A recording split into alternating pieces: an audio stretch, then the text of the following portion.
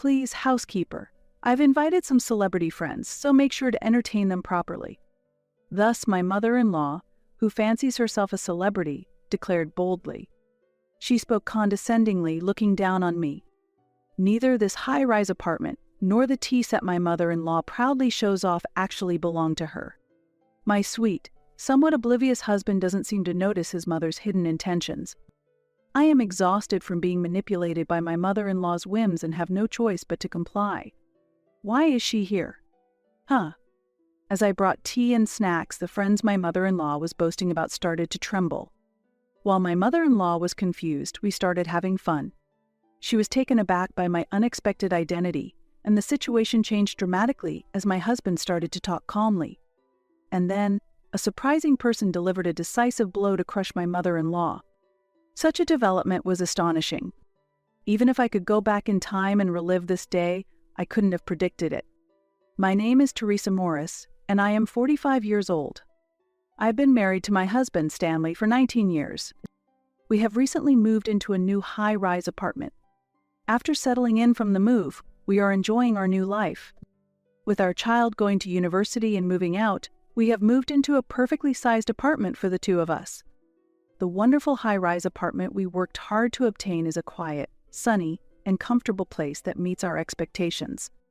We bought smaller furniture than before and the stylish dinnerware we always wanted. This space, gradually changing to my preferences, is truly comforting. However, a certain phone call disrupted these fulfilling days. "Hello, Teresa. Congratulations on moving into the high-rise apartment. I think we should celebrate immediately, so I will visit you soon." My mother-in-law, who lives with my husband's sister and her husband, heard about the move and insisted on visiting us. I managed to respond politely, but I was shocked inside. This mother-in-law is a difficult person to deal with. It's more about her personality than the typical mother-in-law and daughter-in-law relationship. She talks about everything as if it's her own accomplishment and boasts about it everywhere. I don't really like that personality. I also don't like her attitude of always trying to be superior and talking down to others. It's rare to see a good side of Mom, celebrating our move like this.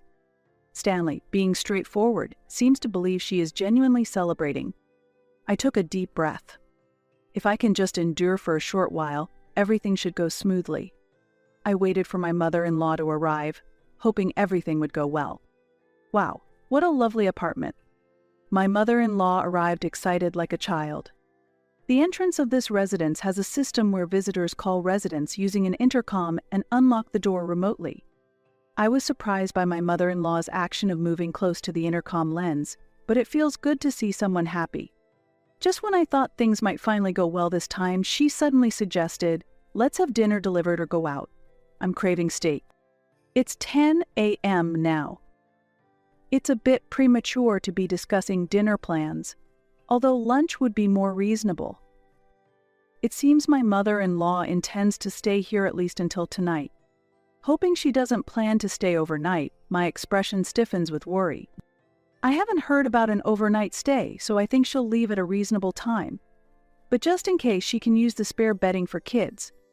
Stanley is innocent and charming, but surprisingly oblivious to malice. Even if others have bad intentions, he often fails to grasp the true meaning and just smiles. Being someone who worries a lot myself, I am sometimes amazed by his nature, which I also find charming. However, this situation feels difficult. Even if my mother-in-law acts arrogantly again, Stanley will likely go through it without much thought. And the problem always circles back to her. For him, she is the mother he grew up with until adulthood. Unless I express my discomfort, I shouldn't expect him to intervene. My mother-in-law appeared, pulling along her carry-on suitcase. Claiming it as a celebration, she handed over a box of sweets worth about $10. As I prepared the tea and opened the box, my mother-in-law started on the sweets before us. "Isn't it amazing? Stanley is really commendable. To be able to buy such a wonderful place, I'm so proud," she boasted, lifting her chin and flaring her nostrils. It was the perfect boastful expression. If it were an audition for the role of the evil mother in Cinderella, she would undoubtedly pass. "Actually, we haven't bought it. We could rent this place thanks to Teresa," Stanley replied, tilting his head. His words were true. This high-rise apartment is a rental. "Oh, how wonderful of you, Stanley, to give the credit to Teresa. Now, Teresa, please take out the trash." While praising her son, my mother-in-law then gave me a cold look. She seemed to have ordered me to deal with the scattered food wrappers on the table. Reluctantly, I gathered the trash and disposed of it. The trash can was in plain sight. She could have taken care of it herself, I thought to myself. At least she should have asked, "Could you take this out?" But being ordered around was unexpected. Afterward, my mother-in-law continued to give me frequent commands. "Fetch this, organize that," treating me as if I were a servant. Initially, I complied and prepared the meal as she requested, but her demands only grew more unreasonable. "This stir-fry is too oily and messy. What about cleaning? I haven't seen you clean once, even though you've been here all morning. You're practically like a housekeeper in this house, so work properly." Usually cleaning is a household chore I enjoy. However, when my mother-in-law visits, it doesn't go that way and my dissatisfaction only increases. I felt as if I was being treated like a real housekeeper. Though I decided to argue back, I ultimately held back. This situation should end soon. I thought it wise to avoid conflict and not waste unnecessary energy. My mother-in-law rarely shows this attitude in front of Stanley. When he is around, she sweetly praises him and acts cheerfully. Her hypocritical behavior is exasperating. However, the situation worsened after dinner. My mother-in-law declared that she would stay the night. Stanley showed a serious expression for a moment, then whispered to me quietly, "Sorry, Teresa. I'll talk to her later. Can you just bear with it for tonight?" When Stanley gives me that pleading look, I find it hard to resist. Reluctantly, I began to prepare the bedroom quietly. While I was setting up an airbed in the room with wooden floors, my mother-in-law suddenly appeared right beside me. An airbed directly on the floor. "Don't you have a mattress?" "The stores are still open, so go buy one quickly," she said in a nasty tone, very different from how she speaks around Stanley. This situation was really upsetting, but I responded in as gentle a voice as I could manage. "It's just for tonight. Could you please bear with it? We only have airbeds in our house," I said with a smile, though her attitude remained unchanged. She glared at me coldly. As I wondered how uncomfortable she felt about sleeping on an airbed, she huffed in annoyance and said, "Planning to kick me out after just one day? I'm staying here for a few days. I want to mingle with the neighborhood celebrities." I stood there with wide eyes in surprise, tried to lighten the mood with a forced smile, and quickly went to Stanley. "Hey, your mother is saying she'll stay for a few days. Can you ask her to go out for a bit because of some work, or at least to keep it down a little?" Our eyes met, and he too looked a bit shocked. I felt overwhelmed, needing to protect my alone time while my mother-in-law disrupted my workflow. Stanley firmly nodded and cautioned her, "If you are staying, please do not disturb Teresa. She needs to concentrate on her work. It's important for her. Please enjoy shopping or walking outside during the day." Despite her cheerful okay, her high energy made me anxious. I hoped she wouldn't cause any more trouble. Yet her inconsiderate behavior continued unabated, especially with the laundry. She demanded it be done nightly, and would be upset if it wasn't washed by morning. The futility of washing her underwear while considering the neighbors left me feeling hollow. "Make sure to wash it in a laundry bag. These are delicate clothes," she demanded sternly. I complied, soon realizing there was nothing special about these garments that required such care. Even during the promised daytime hours, she was a constant disruption. Instead of going out, I was sent on errands by her demands. "I told you to buy proper juice. What's this sugar-filled drink? It's unbelievable you'd choose anything other than 100% fruit juice for me," she complained, knocking a plastic bottle off the table. The sound of liquid splashing followed. Despite my quick shopping, I was met with such treatment. Her pressure intensified. "Hurry up and buy a new one. A daughter-in-law is just like a housekeeper. How incompetent can you be? How many times do I have to tell you? You're going to get yourself thrown out," she exclaimed. Silently, I turned on my computer. I felt it was impossible to continue dealing with her. "Sorry, but I have work that I must finish. There's a deli nearby, so please choose whatever you like yourself," I suggested. She left the house grumbling, displaying her displeasure. Finally alone, I began to calm down in the quiet environment. How many more days will my mother-in-law stay? I told myself to endure. However, when she returned, she brought not the juice I expected, but a bottle of wine. I was a little surprised, but I could still tolerate her drinking alcohol. Mother-in-law, if you're going to enjoy some wine, please have this as well. It's a very tasty cheese that Stanley brought back from his business trip. Offering the valuable cheese noticeably improved her attitude. Incredibly, after a week, she showed no signs of leaving and even started inviting neighbors without asking. She would stop in front of the elevator and talk to anyone who passed by. When Stanley told me about the situation, I didn't know how to handle the embarrassment. I told her to stop waiting around, but she's eager to get close to the celebrities. We might need to take a firm stance on this situation, Stanley said with a sigh. Both of us are nearing our limits. On the 9th day of her stay, she brought guests without notice. It seemed she was particularly focused on a sophisticated and affluent family, the Butlers.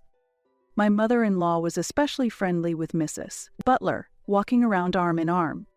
I learned her name was Jeanette from my mother-in-law's calls, but they were all strangers to me. I was in my loungewear and hurried to the kitchen to escape, leaving Stanley to handle it. Mom is sucking up to the Butlers, pretending to be friends with celebrities. She talks as if she's the one who rented this high-rise apartment.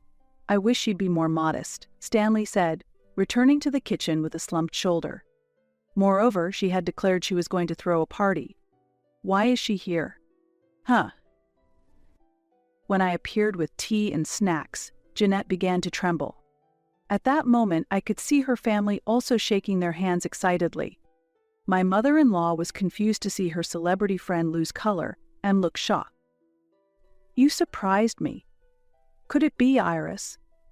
I always read your blog and I'm a huge fan. I also watch your videos. Jeanette stood up and eagerly reached out for a handshake. The name she called out was the online nickname I use. The blog and videos she mentioned are my hobbies and they also connect to my work. The Butler family were my readers. Since I showed my face online, they recognized me immediately. My mother-in-law, who isn't familiar with the internet, was confused even after hearing the handle. I'm so pleased. Thank you for always reading. With those words, my spirits lifted and I showed a broad smile. Indeed, my blog is well regarded, particularly among homemakers. I occasionally get recognized when I'm out, but I never expected to have fans in my own high-rise apartment. That's amazing, truly wonderful. Leaving my bewildered mother-in-law aside, Jeanette exploded with joy. I kept a calm face and reassured Jeanette to relax. Seeing her this happy, I decided to carefully make the tea for everyone to enjoy. I also served some selected dried fruits and premium jelly along with baked treats. Jeanette's delightful cannolis were added to the table as well. With a table overflowing with luxurious sweets, the atmosphere quickly brightened. My internet-averse mother-in-law couldn't grasp what was happening, and we left her behind as we enjoyed ourselves. Stanley noticed the change in the atmosphere and joined us with a smile. I saw the announcement that you couldn't stream this week because of a visitor, and I was really disappointed. Wait, is your mother-in-law the visitor? If so, why couldn't you stream? She's an adult, she should be able to keep quiet until the streaming is over. I thought maybe you had small children. When Jeanette said this, the Butler family couldn't help but laugh. Feeling the astonished stares around her, my mother-in-law blushed and looked down in embarrassment. In fact, I am a popular homemaker blogger who shares ideas on housekeeping and organizing tips. I have a wide range of support across generations, and recently, I've also been doing live streams on social media to interact directly with readers.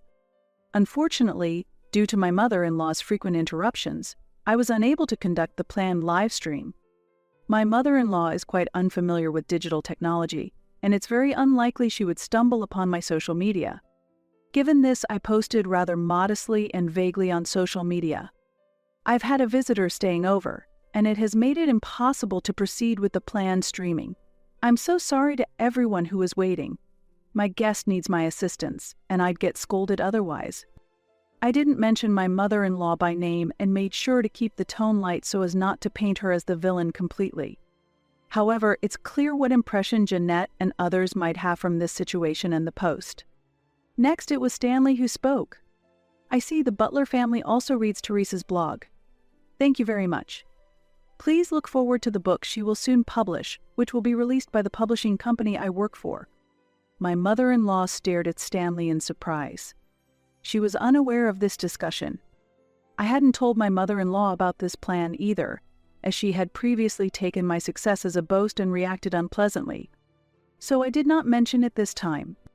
Even if my mother-in-law accidentally found out, I decided there was no need to tell her myself and unnecessarily upset her. Actually, I'm preparing to publish a book right now. I've told Mom to not disturb Teresa since she's busy. Interfering with a live stream is something she shouldn't do.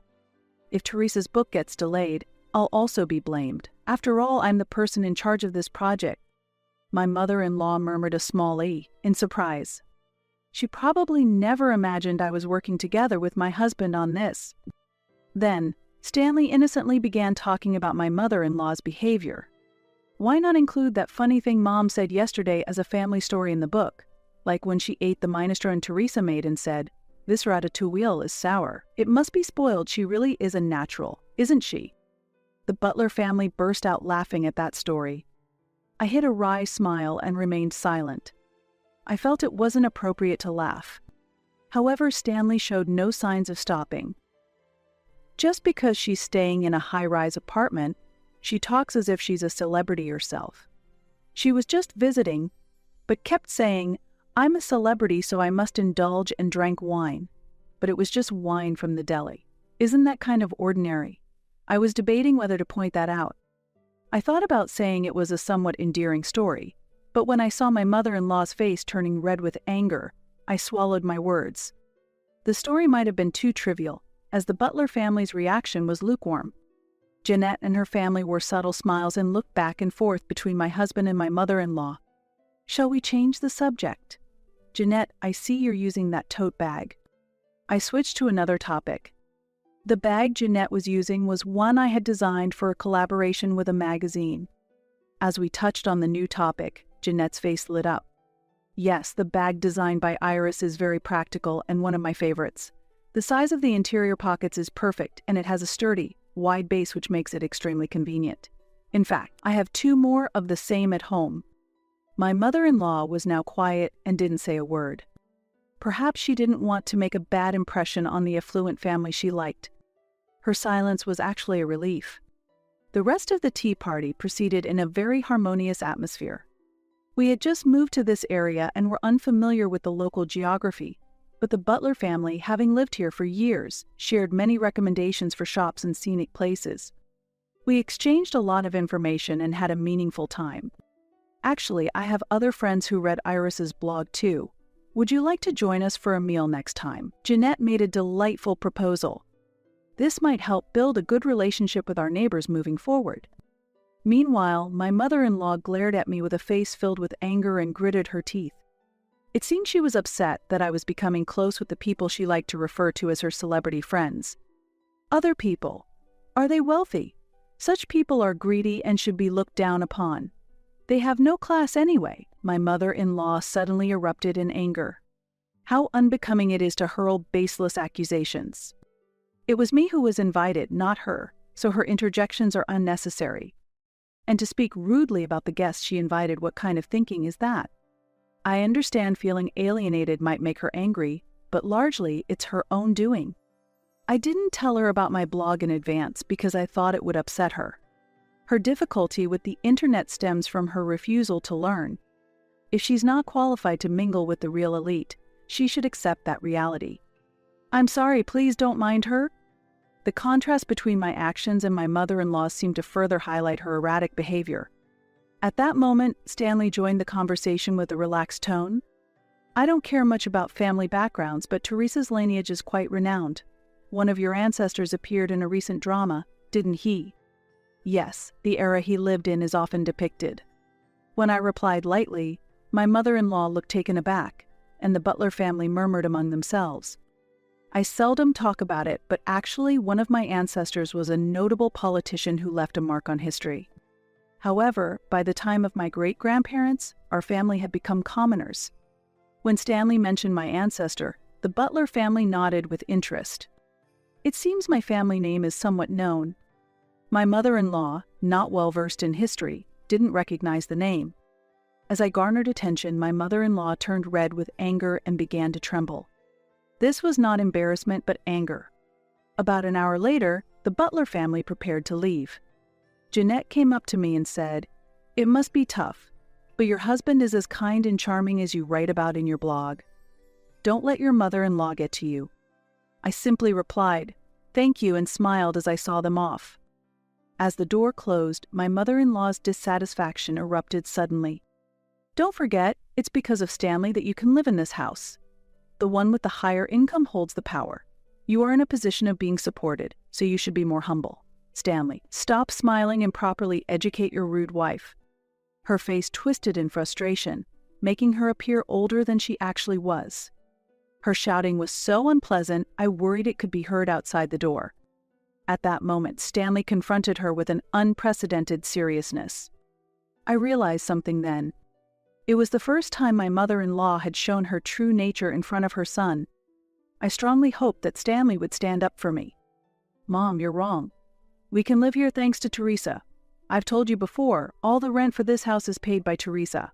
True, I cover our living expenses, but, in fact, Teresa now earns much more than I do.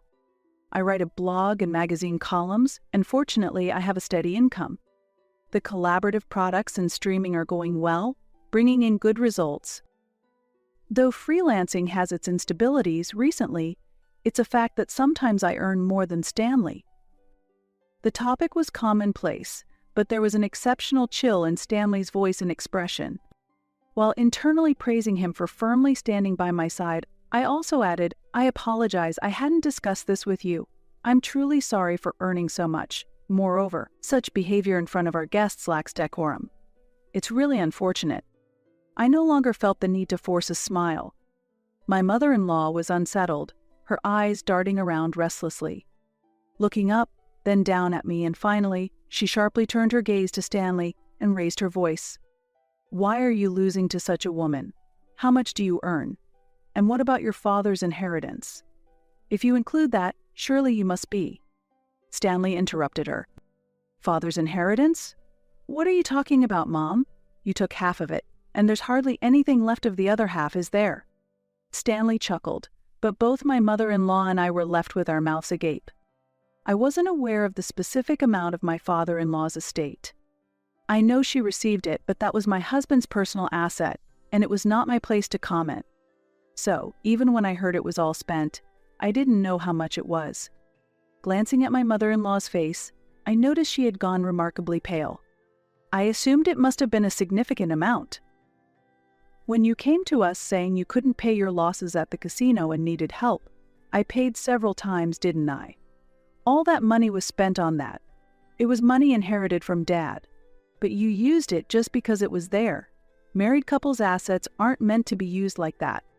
Hearing this, I was so shocked I couldn't even speak.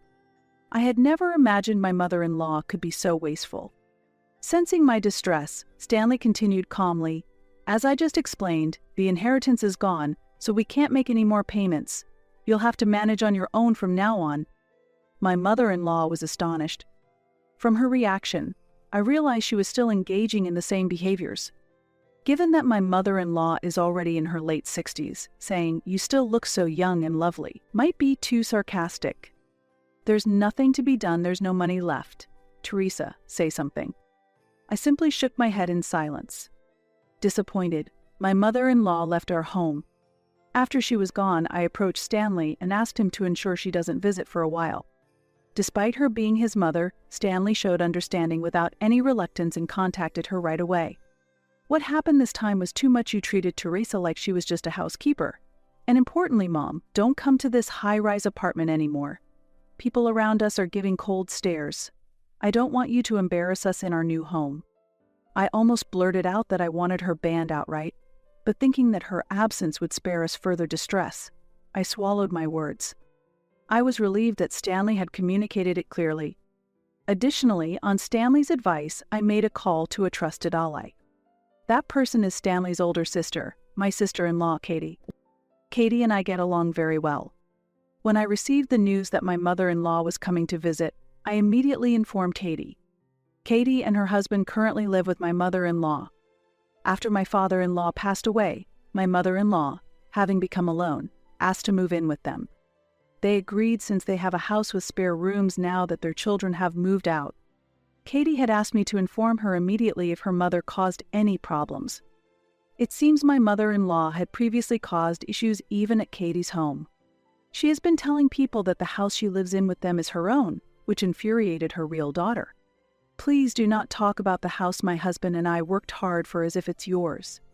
Our neighbors say, nice of your parents to build you a house, consider our position. We are still paying off the mortgage.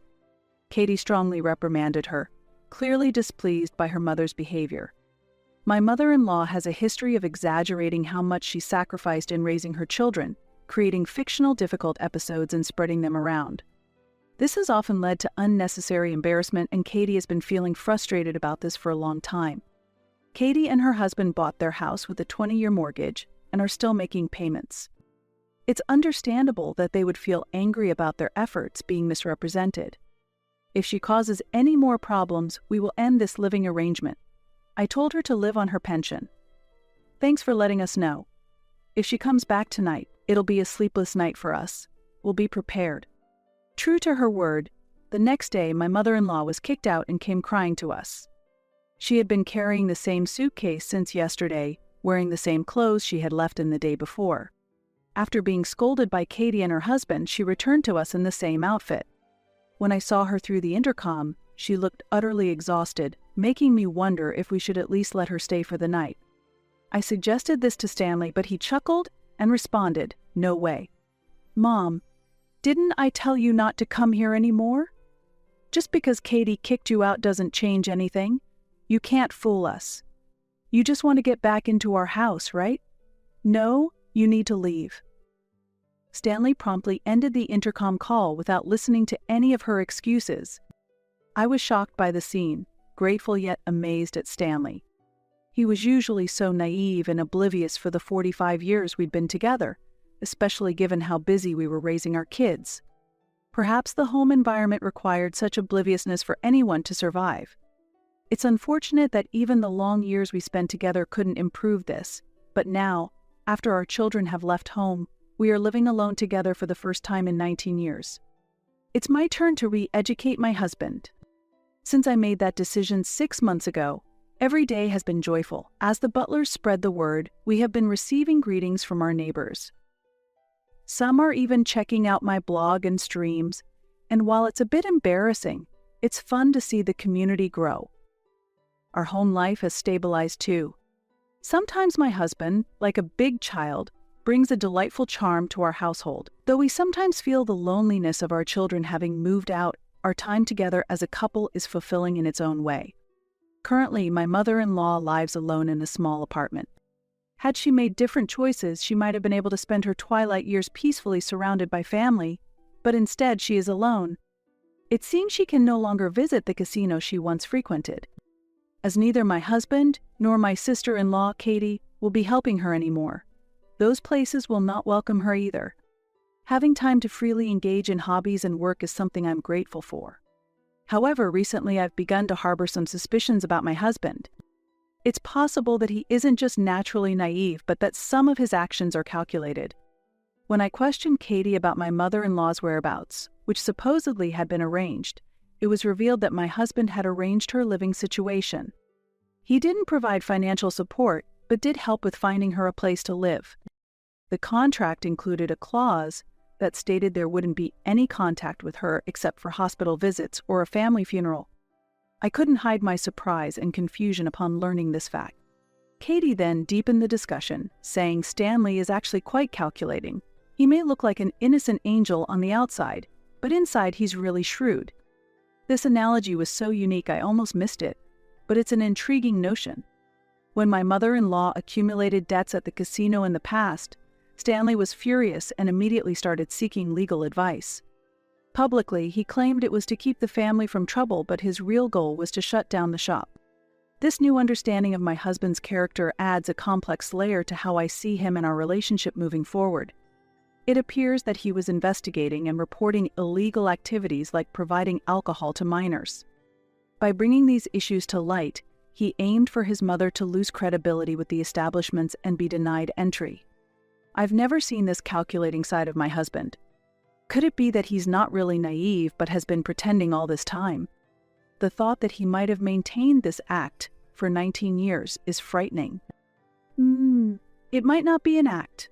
I've heard he really likes your resilience, Teresa. Maybe he's just being indulgent. Unexpectedly, I came to understand more about his fondness for me.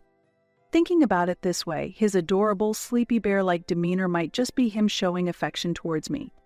However, if this behavior is unconscious, then it isn't an act but genuine affection.